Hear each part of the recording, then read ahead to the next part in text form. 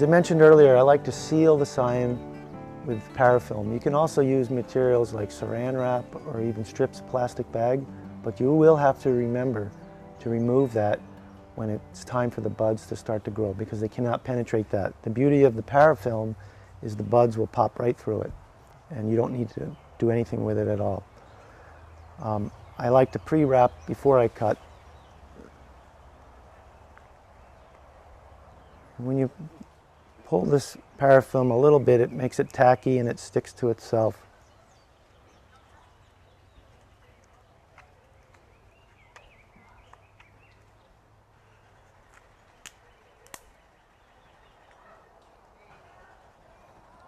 Okay. Now, with both the top wedge and the side wedge, you actually make identical cuts in the rootstock and in the scion. With the scion, I'm going to shape it into a wedge with the front side that will be facing the rootstock being the longer surface and the back part of the wedge much shorter. When we have a wedge, we'll have 4 potential lines of contact between the scion and the rootstock on both sides of the front V and both sides of the back V. But we only need to make contact on one side. And so we really don't need to pay a lot of attention to the back of the scion. If you get a scion and rootstock of similar diameter, you can often match it front and back, and that's much more ideal, but it's not necessary. So you don't need to spend that extra time trying to match. And sometimes you don't have many scions to work with anyway. So I'm going to cut a wedge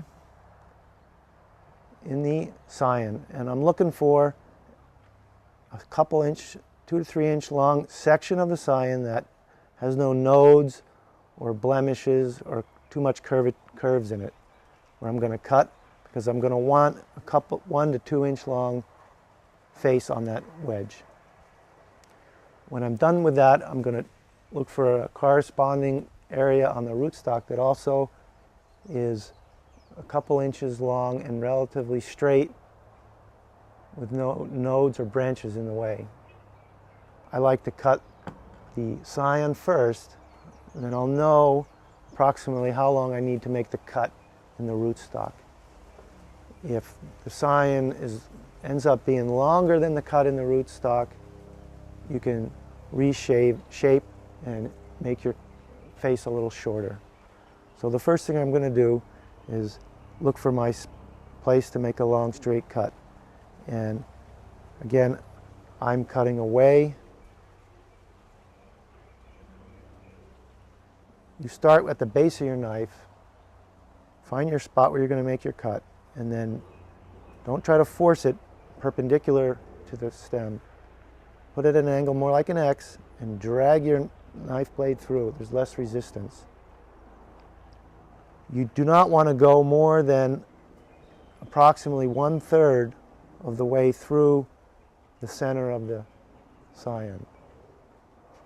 Okay, and as a reminder, the flat side of the blade goes down and touches the scion.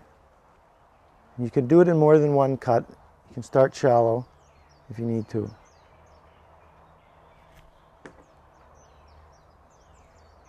And turn it over, maybe go about halfway up, and cut the back of your wedge.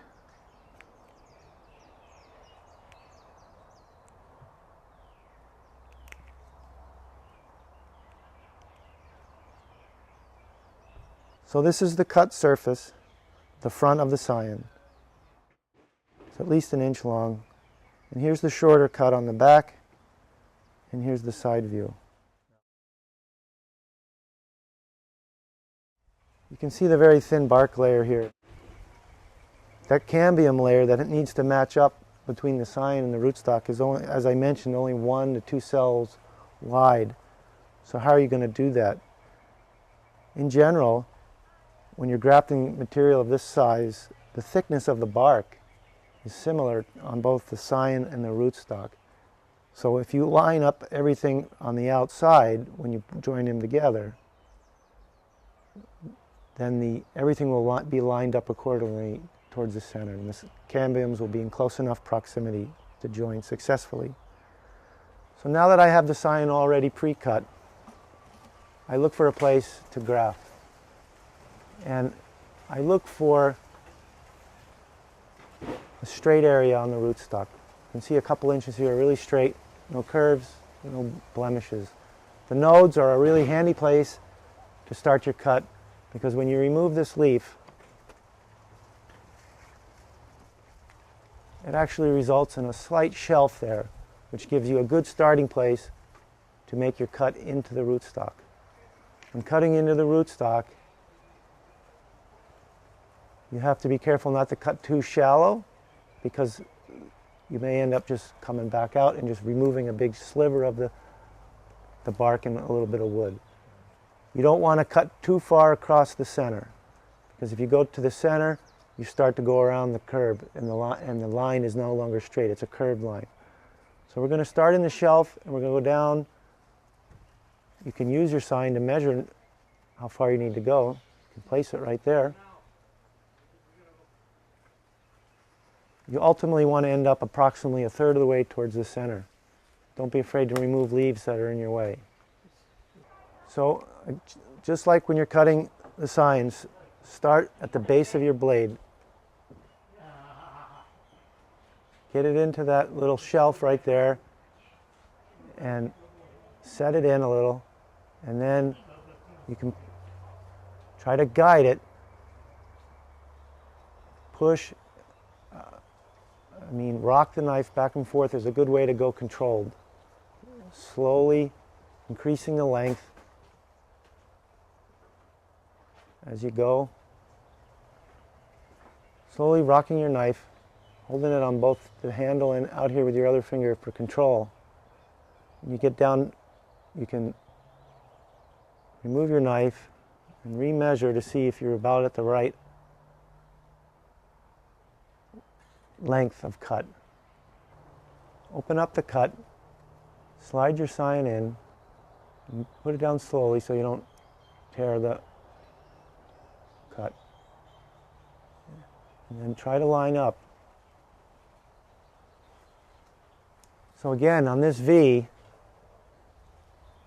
it's where this longer line meets the rootstock. This is the seam that we're looking at, that we're trying to have straight and tight with no waves, bows, and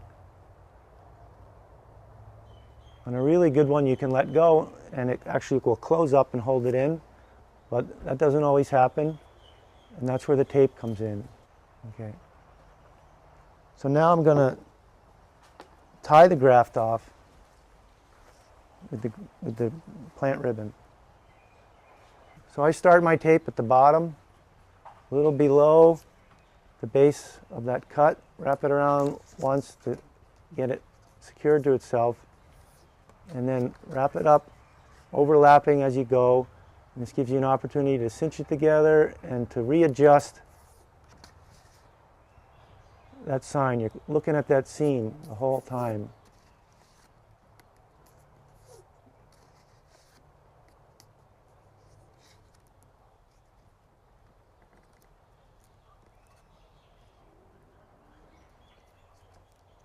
And you tie it off.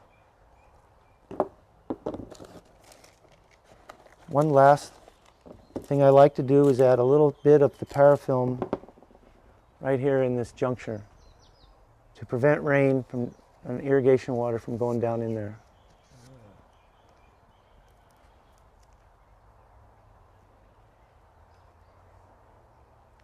So now once you've completed this part of it,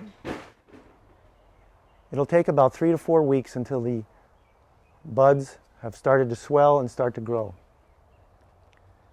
During that time you want to keep it protected. You don't want to put it out in the wind and the sun. So a shady location, keep it watered, and then approximately 3 to 4 weeks later you'll start to see hopefully some buds swelling and starting to poke through the parafilm.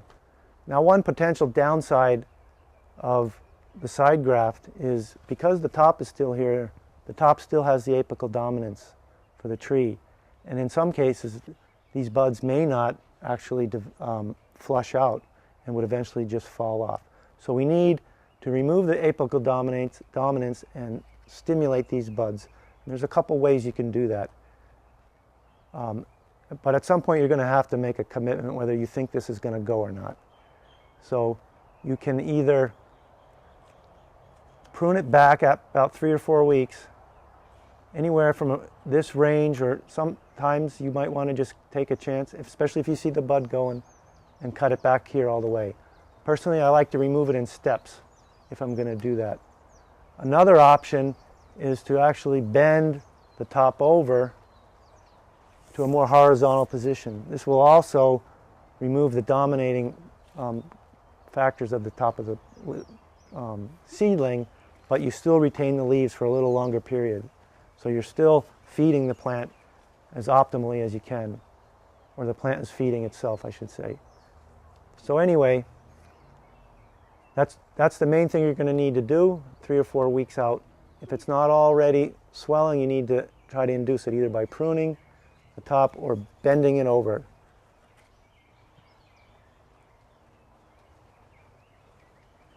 Eventually, you will need to remove what's remaining by a final pruning cut, maybe after 1 flush of the top, and then the plant is good to go.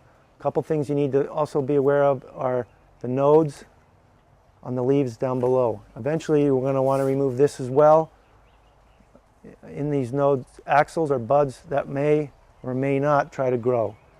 From this point on, when you've got a successful graft, you never ever want to let anything emerge from the stem or from the root system, because it'll be the rootstock, not the desirable cultivar that you grafted on the top. Here we have a graft approximately 3 weeks old, and you can see the terminal buds up here just beginning to poke through the parafilm. So this is the first sign of a successful graft, what we're all looking for. And here you can see one a little bit more advanced coming through. This also illustrates how I mentioned lopping over the seedling to get the benefits of the leaves, but to remove that apical dominance. I would still leave this on for a few more weeks at least. So this one is off well and growing, so I'm going to illustrate removing the top. And again, here you see where I lopped it over previously.